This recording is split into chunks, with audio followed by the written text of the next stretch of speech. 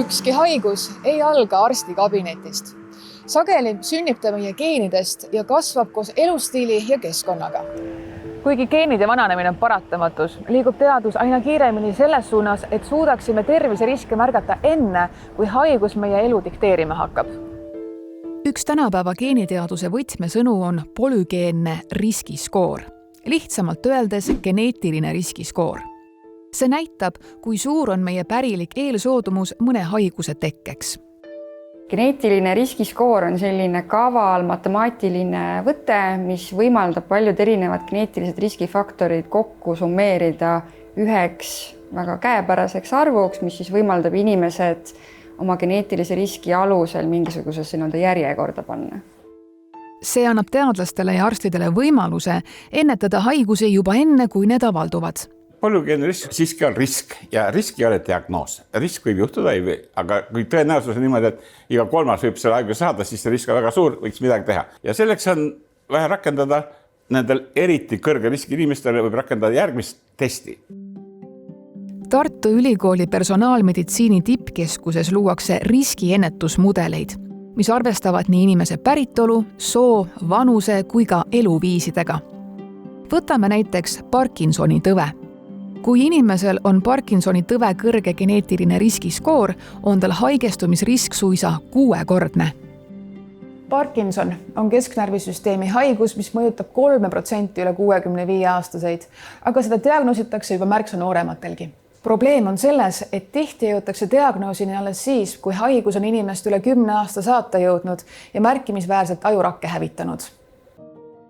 Eesti teadlaste teadustöös ilmnes, et kui Parkinsoni tõve geneetiliste riskiskoori kombineerida aju musttuuma ultraheli analüüsiga, võimaldab see paremini haiguse riski enne häirete tekkimist tuvastada.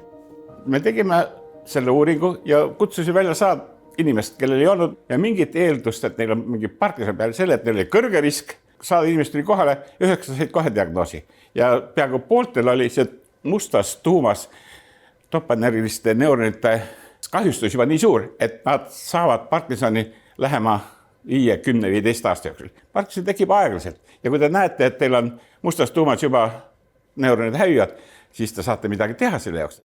Personaalmeditsiini tippkeskuses uuritakse ka seda, kuidas erinevad meeste ja naiste haigusriskid ning kuidas oleks just soopõhiselt võimalik potentsiaalset haigusriski paremini ennustada.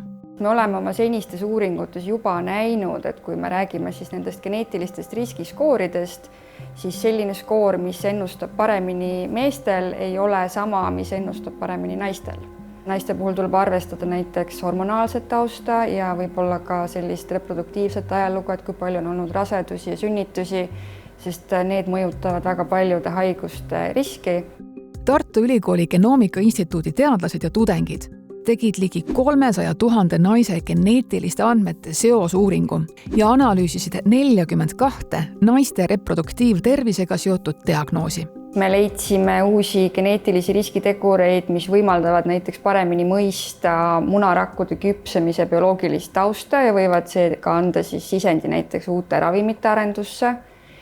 Me töötasime välja geneetilise riskiskoori, mis võimaldab hinnata sellise raseduskomplikatsiooni nagu hepatogestoos esinemisriski rasedatel ja me näitasime ka ära, millised geneetilised tegurid on siis jagatud erinevate haiguste vahel, ehk siis millised on naiste reproduktiivtervises sellised kesksed bioloogilised protsessid ja millised on ka igale haigusele siis unikaalsed.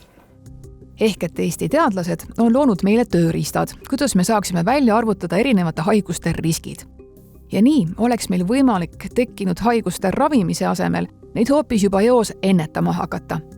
Kuigi näiteks rinnavähi ennetusprogrammi puhul on Eesti üks esimesi, kes arvestab geneetilise riskiteguriga, on meie praegune tervishoiusüsteem haiguste ennetamise osas veel pigem tagasihoidlik. Praegu kulutatakse ennetusel 1,5% haigekassa eelarvest. Raha ei ole küsimus, küsimus on otsustamises. Keegi peab otsustama, et seda vaja teha ja minu meelest võiks seda vabalt tervisekassa otsustada, sest neil see projekt juba käib, seda tuleb vaja lihtsalt laiendada. Meil oleks vaja kompleksset lähenemist probleemile. Võtame 40-70 sellele vanusrühma, teeme kõigil geenikaardid ja võtame sealt 1-2% kõige suurema riskiga inimesed. Ja nendele saab rakendada ennetavaid meetmeid nii, et nende haigus lükkub edasi või isegi ei tule. Nii et muuta natukene seda fookust, et me ei ravi mitte haiget, tuleb ennetada haigusi ja rääkida rohkem nagu terveks olemisest, mitte nii palju haiguste ravimisest.